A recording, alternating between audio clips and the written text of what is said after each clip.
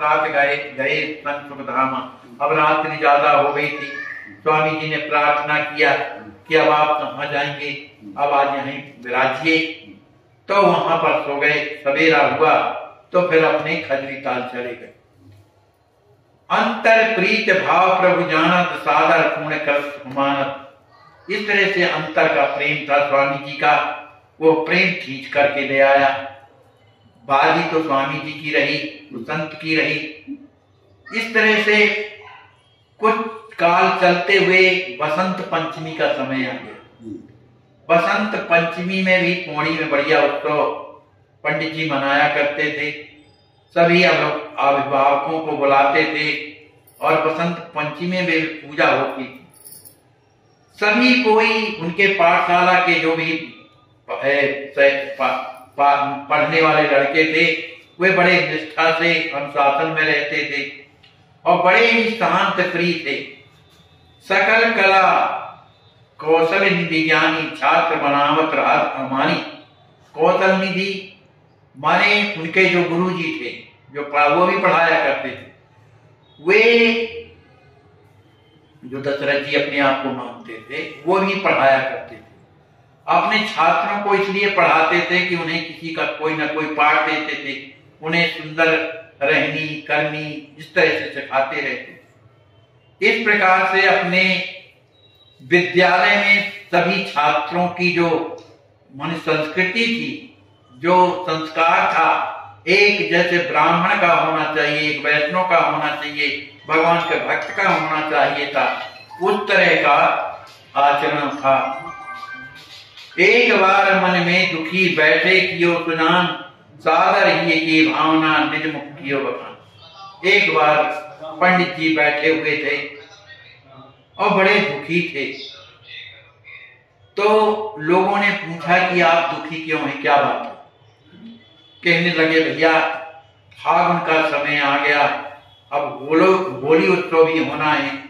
घर घर होल महोत्सव भाई, या पौड़ी के प्रत्येक घर में लोग उत्सव मनाते हैं और उसमें क्या करते हैं, अभी गुलाल डालते हैं, गीत। और गीत कौन गाते हैं? फूहर गीत, फूहर गीत गाते हैं। तो ये जो गाते हैं ये थोड़ा अच्छा नहीं लगता। इसलिए जो शुभ सदा मंगलकारी पावन दिवस भक्त हितकारी, माने इसको लोग अपावन दिवस मानते हैं, क्योंकि प्रहलाद जी को अग्नि दी गई तो होलिका समाप्त हो गई, इसलिए अपावन माना जाता है। 100 दिन राम नाम के साथ गावत गीत भक्त गुण गाता। अरे उस दिन तो राम नाम का स्मरण करना चाहिए, भक्तों की लीलाओं का वर्णन करना चाहिए। इस तरह से तो कहते हैं जो हम सब यही विधि मनाने वाला, क्यों सकल सुख पावे। का इस तरह का अपन जो था उसको न मनाए, दूसरे ढंग से मनाए। जैसे कैसे, जैसे बड़े बड़े बड़े भक्तों ने होली के उत्सव में फूलों के द्वारा, कहीं अबीर कुमकुम के द्वारा मनाते, इस तरह का। भगवान प्रहलाद के लिए नरसिंह भगवान अपना माने नरसिंह भगवान प्रकट किए, वो भी क्योंकि उन वे भी राम नाम के द्वारा उन्होंने प्रकट किया था भगवान को। इसी तरह से हम सब आप लोग जो है माने नरसिंह भगवान के कारण ही तो प्रहलाद प्रकट हुए, नरसिंह भगवान प्रकट हुए थे। तो अपने अपने द्वारों में जो होली जलाई जाती है, स्वामी जी का सुझाव चल रहा कि अपने अपने घरों में जो होली के लिए जो लकड़ियां इकट्ठी की जाती हैं, तो अपन लोग क्या करें कि भगवान का नाम स्मरण करते हुए और उनका होलिका दहन करें। जाए होलिका देव जलाई, लौटे सुजन सहित हर्षाई। ऐसा इस बात को सभी लोगों ने, पौड़ी के लोगों ने माना और होली जला करके लौटते हैं। कोई नाच रहा है, कोई गा रहा है, कोई माता पिता के चरणों में प्रणाम कर रहा है। इस तरह से उत्सव हो रहा है। सभी के हृदय में प्रसन्नता है। जो फूहर गीत है वो एक भी नहीं गाए जा रहे, सभी भगवान का नाम स्मरण कर रहे हैं। अब तो सबके हृदय में आनंद ही आनंद। सभी सोचते हैं भैया इन्हीं जो भक्तराज है माने पंडित जी हैं, इन्हीं से हमारा तो अपना आता है। जितने बालक हैं वे सब के सब होली उत्सव में नाच रहे हैं, गा रहे हैं, कीर्तन की टोलियां बनी हुई हैं, गीत वाद हो रहे हैं। इस तरह से होली का दहन हुआ। सभी पौड़ी में आनंद मनाया जा रहा है। पुराने जमाने में मुनादी भी कराई जाती, सभी कोई जा करके और होलिका में पहुंच करके सभी कोई दर्शन करते हैं। तब से प्रतिवर्ष अब जो फुहर गारी जगाई जाती थी, जो गाए जाते थे, वो सब समाप्त कर दिए गए। आप चूंकि सब में आगवानी करते थे, सभी को इत्र अबीर गुलाल लगाते थे। पौड़ी भयो विख्याता हिलमिल लोग करें सब बाता। अब सबके हृदय जो है बदल गए, सभी कोई सीताराम का भजन करता है। इस तरह से समय चलते चलते चैत मास का महीना आया। चैत मास में क्या है, श्री राम जी महाराज का जन्मोत्सव मनाया जाता है। तो माधव मास जनक पुरमानी करत महोत्सव सुंदर रानी। अब चैत मास का जब महीना आया तो माता जी ने उस माधव मास में अपने पौड़ी को जनकपुर तो मानती ही थी, बढ़िया सुंदर उत्सव मनाया। फिर इसके बाद श्री जानकी नवमी आई, उसका भी उत्सव उन्होंने मनाया। श्याम कली सेवा कर पंडित जी के साथ माता जी की भावना देख देख निजहार श्याम कली भी अपने स्वामी पंडित जी के साथ में सेवा करती थी। माता जी की सेवा बड़े भाव के साथ करती थी। इसी तरह से जेठ मास में अत्यय सुखकारी पावन चौथ पाक उदयारी रानी मैया जन्म मनावे पदु सह दो आनंद पर। माने श्री राम जी महाराज का उत्सव मनाया गया। इसी तरह से श्री राज किशोरी जी का उत्सव मनाया गया। सभी लड़के बच्चे और पौड़ी के जो लोग हैं बड़े प्रसन्नता से श्री राज किशोरी जी का उत्सव मनाते हैं, आनंद में भरे हुए हैं। माता अति ममता मई जपत सदा हरिनाम। माता जी हमेशा सबके प्रति दया, कोई भी हो पौड़ी में जो भी जाता पहले उससे पूछती कि तुमने भोजन किया कि नहीं किया, ये पहला। और उनकी व्यवस्था करती थी रोकने की। इस तरह से क्योंकि वो ममता की मूर्ति थी, हमेशा श्री सीताराम जी का नाम जपती थी और श्री राम जी महाराज की सेवा समझ करके संसार का काम भी करती थी। अब कुछ समय दिनों के बाद अब रथ यात्रा का उत्सव आया।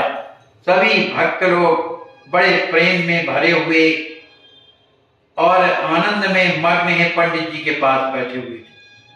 उस समय यदुवंश नाम के जो महाराज थे, जो पटवारी में रहते थे, उन्होंने आचार्य महाप्रभु को अपने गांव में बुलाया, माने पटवारी। जैसे ही जाते हैं उनका बड़ा सम्मान होता है, सभी कोई उनके चरणों में प्रणाम करते हैं। क्यों कि पहले राम जी भी बनते थे, इसलिए राम जी जान करके उनकी सेवा करते हैं। इस तरह से उधर एक लीला रची गई। नृपति निरीक्षण दूत पठावा रथ यात्रा समय सुनावा।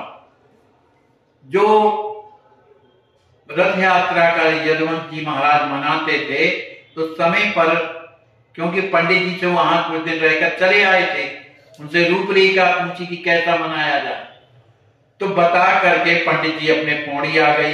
जब वो समय आया तब उन्होंने यदुवंश प्रसाद जी ने वहां पर एक को भेजा।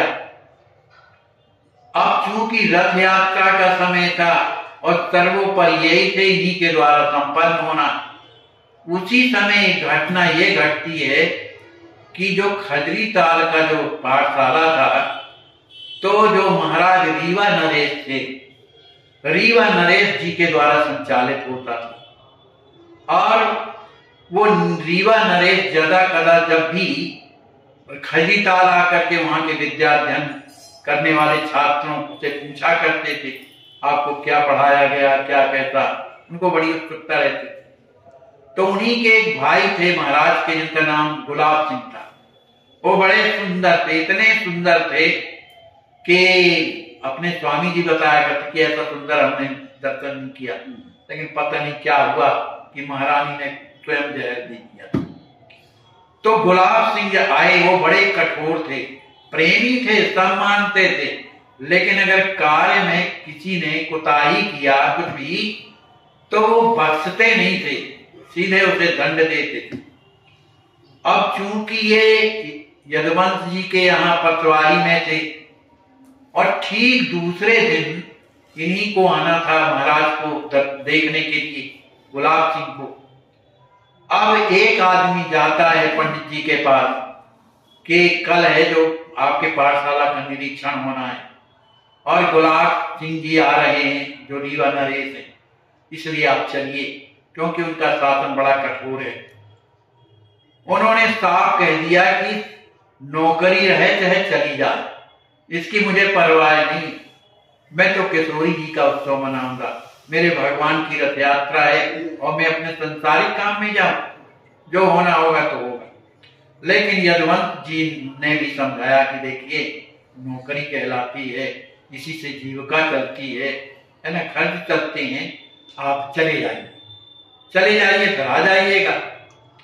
लेकिन उन्होंने साफ कह दिया कि भगवान से बढ़कर के कोई संसार में और दूसरा कोई काम है कि चला जाऊं, रघुपति सरिस न दूसर भाई, भगवान के काम से बढ़कर के कुछ नहीं, उसको छोड़ कबहू नहीं जाऊं, तज परमार्थ स्वार्थ मन लाऊं, मैं अपना परमार्थ छोड़ करके, भगवान की सेवा छोड़ करके अपने स्वार्थ के लिए मैं वहां जाऊं, मैं कुछ नहीं करूंगा, मैं तो भगवान की सेवा में, अब कुछ नहीं। अब क्या करें? तो इधर क्या हुआ कि जैसे ही गुलाब सिंह जी आए, अब उनके आने पर केवल पाठशाला में बैठे बने और अपने आप कहां से बादल आदत घुमड़ के बरसने लगे, बूंदाबांदी होने लगी। अब तो इन्हीं को चिंता हुई कि अगर पानी ज्यादा बरसा तो हमारी घोड़ी चलेगी कैसे, घोड़ी में आते थे, हाँ अब कैसे चलेगी। और बादल भी इतने घनघोर उठ रहे थे कि लगता है प्रलय जैसे हो जाए। उन्होंने जो माने पाठशाला के जो मुखिया माने जाते हैं उनसे कहा रजिस्टर दिखाओ इधर, तो रजिस्टर रखिए। कहा सब रहते हैं प्रेजेंट, माने जो पढ़ाने वाले हैं वो आते हैं कि नहीं आते, पढ़ाते हैं कि नहीं पढ़ाते। तो उन्होंने जान तो लिया कि अब इनको जल्दी जाना है, तो उन्होंने कहा पूछ लीजिए लड़के बैठे तुम्हें। कहा नहीं, आपसे जो हम पूछते हैं, देखो एक बादल घुमाड़ा है, अगर हम इधर से न निकल पाए तो फिर बड़ा गड़बड़ होगा, तुम तो जल्दी लाओ रजिस्टर। उन्हीं बार से पूछा केवल और उन्होंने दस्तखत कर दिया कि सही पाया गया, ये हुआ बस। और उनकी घोड़ी उधर से निकल के गई होगी हर गांव तक कि बादल ज्यों के त्यों छट गए। ये महापुरुषों की कृपा। भाई किशोरी जी की जो सेवा में लगा हो, भगवान की सेवा में लगा हो और उसका बुरा हो जाए, ऐसा कभी संभव नहीं है। तो ये स्वामी जी को विश्वास था। तो इस तरह से उनका नाम था, जो खबर लेकर के आए थे, सूरदीन नाम था, सूरदीन। अब इसके बाद क्या हुआ, जब वो चले गए तब फिर पंडित जी आए। पंडित जी आते हैं जब अपने घर आए, उधर नहीं गए विद्यालय। और जब पंडित जी घर आते हैं फिर घर के बाद जब विद्यालय, उन्हें चिंता नहीं कि क्या हुआ होगा। जब उधर जाते हैं तो जो भी जितने भी अध्यापक थे, 2-3 तो थे, ज्यादा नहीं, वे चरणों में प्रणाम किया, कहा पंडित जी आपके कारण हम लोग भी बच गए। पता नहीं क्या क्या पूछ सकते थे, कुछ भी गलती तो निकल जाती, लेकिन आपकी कृपा ने हम लोगों को बचा दिया। अरे कहा भैया काय की बचा दिया, ये सब करने वाले भगवान है, मैं थोड़ी कुछ। इस तरह से सभी कोई आनंद में रहने लगे। एक दिन की बात है कि श्री आचार्य महाप्रभु दुखी बैठे हुए थे अपने घर में, दुखी बैठे हुए थे। तो उनकी उस उदासी को देख करके श्याम कली आके चरणों में प्रणाम करती हैं और हाथ जोड़ करके कहती हैं कि आपकी उदासीनता का कारण क्या है, बताइए। कहा ये उदासी का कारण पूछ करके करूं क्या, आप क्या कर सकती हो। कहा मैं कर तो नहीं सकती कुछ, लेकिन सुन तो सकती हूँ, आपकी हूँ, बताइए। कहा बात यह है कि देखो अब समैया का समय आ रहा, अगहन का समय आ रहा है ना, और अपनी किशोरी जी के पास मुकुट तो है चांदी का, लेकिन चंद्रिका नहीं है जो चंद्रिका होती है, उस तरह की चंद्रिका नहीं है, और न राम जी के पास भी है। तो चंद्रिका अगर बन जाती तो कितना अच्छे न लगते। तो चंद्रिका के लिए अब क्या चाहिए, पैसे चाहिए, और पैसे अपने पास है नहीं, अब क्या करें। इसी में जो है मुझे चिंता हो रही। देखो पत्नी का धर्म देख, वो कुछ नहीं बोली, उसके जितने भी जेवर थे, सोने के चांदी के जो भी उनके पास थे, तो उसको ला करके उनके सामने रख दिया। कहा लीजिए इनको बेचिए और खरीद करके और हमारी ननंद का, नंदेव का बनाइए, माने किरण बनवाइए। इस बात को देख करके स्वामी जी रह गए, कहने लगे वाह, ये तो तुम जो कर रही हो कभी सोचा, ये फिर तुम्हें कहां मिलेंगे, हमारे पास इतनी कमाई थोड़ी है कि हम दोबारा बना सकें।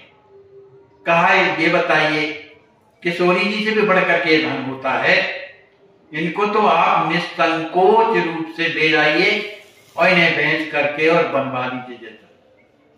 स्वामी जी ने उन सब आभूषणों को लिया और उन्हीं की गोद में डाल दिया। कहा तुम रखो, अब जैसा होगा देखा जाएगा। जब लौटा दिया, अब उन्होंने सोचा क्या करें। तब तक उनको याद आई श्यामकली को, क्योंकि माता जी ये देखती थी कि गांव की सभी बहुएं पौड़ी की सबके गले में सुंदर हार है सोने का, कहीं कुछ भी है, लेकिन मेरी बहू के पास नहीं। इसलिए उस बहू को हार बनाने के लिए वे बहुत सा पैसा इकट्ठे किए थे। पुराने जमाने में वो नोट नहीं चलते थे, चांदी के सिक्के चलते थे, तो वो रखे हुई थी। तो उन्होंने कहा श्यामकली ने कि एक बात और, मेरे आभूषण बनाने के लिए माता जी और रखे हुए हैं पैसे, अगर आप उनसे कहिए तो वो दे सकती। तो स्वामी जी ने कहा वो हमको कभी ना देंगी, अगर देना होता तो अभी तक बताने देते, वो तो तुम्हारे लिए रखी हुई है, तो ये काम तुम ही करो। तुम अगर इतना कर दोगी तो कितनी प्रसन्नता होगी, अपनी किशोरी जी की किरण बन जाएगी। अब वो जाती हैं, ठीक है करती हूँ प्रयास। जब रात्रि का समय आया, रोजाना सेवा में जाती थी चरण दाबने के लिए, तो चरण दाबते दाबते और कहने लगी कि माता जी, जो आपने मेरे लिए जो जोड़े हैं धन मैंने पैसे, तो ये क्या है, मेरे पास बहुत से तो जेवर हैं, क्या करूंगी मैं, है ना। और अपनी किशोरी जी का जो उत्सव आ रहा है आंगनबाड़ी की समैया वाला, तो इन पैसों से ऐसा कुछ हो जाता कि राम जी किशोरी जी की मुकुट तो है लेकिन चंद्रिका नहीं है, इसलिए वो सुंदर नहीं लगती। तो इन पैसों को आप दे दीजिए तो चंद्रिका बन जाए। जब ये बात कहने लगी तो माता जी कहने लगी, बेटी मैंने कैसे कैसे ही पैसे बचाए, मालूम है कितने वर्षों से बचा रहे हैं, अभी फिर भी कमते हैं जितने में तेरा आभूषण बनना है। अरे कहा माता जी, शरीर का कोई ठिकाना है ना, आज नहीं तो कल तो जाना है। वो अपने रहते अगर ये आभूषण किशोर जी की सेवा में लग जाएं, राम जी की सेवा में लग जाएं, वो भी तो आपके पुत्र जैसे हैं, वो पुत्री हैं, माने दमान बेटी हैं। इतना जहां कहा तो माता जी प्रसन्न हो गई। अब जब प्रसन्न हो गई, उसको साथ साथ दुख भी लगा कि देखो ये बहू तो देखो, इसका भी प्रेम किशोरी जी में है, अपने उसमें नहीं है, तो प्रेम में भर गई। उन्होंने वो पूरे चांदी के सिक्के जितने थे, काफी थे, उसको ले जा करके और स्वामी जी को दे दिया। जब दे दिया, अब वो इतने प्रसन्न हुए, अब नहीं चांदी का तो सब बनना है ना भाई। अब उन्होंने अपनी पत्नी को तो देख करके रह गए कि ये देखो इसके हृदय में एक लालच नहीं, अपने लिए कुछ भी भावना नहीं, बड़े प्रसन्न हुए। कहा देवी तुमने तो हमारा हृदय जीत लिया, हम जैसा चाहते थे आपने वैसा किया। पंडित जी जाते हैं, देरी काय वो करेंगे, तुरंत जाते हैं और जा करके कौन सा अमरपाटन, कहाँ, वहां जाते हैं। वहां फिर जाकर के उन्होंने तोड़वाया और चंद्रिका बनवाई। अब चूंकि पानी चढ़ा करता था सोने का, तो सोने का बढ़िया पानी चढ़ा, बड़े सुंदर। अब इनको इतनी प्रसन्नता हुई कि चलो आज किशोरी जी का श्रृंगार पूर्ण हो गया। किसी तरह से जब सावन के अगहन का महीना आता है तो जैसे समैया होती थी, सभी कोई जुड़ने लगे, रिश्तेदार आने लगे। रिश्तेदार आने के बाद फिर समैया शुरू हुई। फिर माता जी रात दिन जो है सेवा करती थी और अंदर की सेवा वो भी करती थी, यहाँ पंडित जी भी करते थे, सब देखते थे। उस समय पर न लाइट थी न कुछ थी, ऐसा ही था। गैस जलाते थे, कहीं कहीं भपका लगा देते थे जिससे प्रकाश होता था, लेकिन भाव प्रधान था, इसलिए सबको सुख मिलता था। इस तरह सभी पौड़ी के लोग बड़े सुखी हुए। एक बार की बात है कि पंडित जी को कहीं किसी गांव में जाना था, तो जाना था, उसमें 4 दिन का समय लगना था। 4 दिन इनको लकवा मारने के बाद 1 महीने तक अपने बिस्तर पर पड़े रहे। दुर्भाग्य हमारे समाज का, कोई हाथ नहीं लगाता था, बेचारे खिसक खिसक के लेटरिन करते थे। आज अस्वस्थ सेवा ट्रस्ट आपकी देख रहे हैं आप किस प्रकार से स्नान करा रही है और इनको हर प्रकार के इलाज की सुविधा अब चलने लगे हैं ये। और मेरे प्यारे भाइयों, जिंदगी में कठिनाइयां हमें सही रास्ता दिखा जाती हैं, अवश्य ही उनसे घबराना नहीं चाहिए। जय श्री राम। कि इसको गहराई से देखें, इसको हृदय से देखें, धरातल पर या नहीं। खूब परीक्षा लेकर इसमें दृढ़ता के साथ कूद पड़िए। तन से, मन से, धन से भगवान ने हमें जिस योग बनाया है, हमारा आने वाले समय में ना ये तन रह जाएगा हमारे पास, ना धन रह जाएगा हमारे पास, और ना समय रह जाएगा हमारे पास। तो जो मिला है हमें, जो भगवान ने दिया है हमें अपनी आवश्यकता से अधिक, उसकी सार्थकता तो तभी है जब हम दूसरों के काम में लगाएं, चाहे वो तन हो, चाहे मन हो, चाहे बुद्धि हो, चाहे विवेक हो, चाहे धन हो।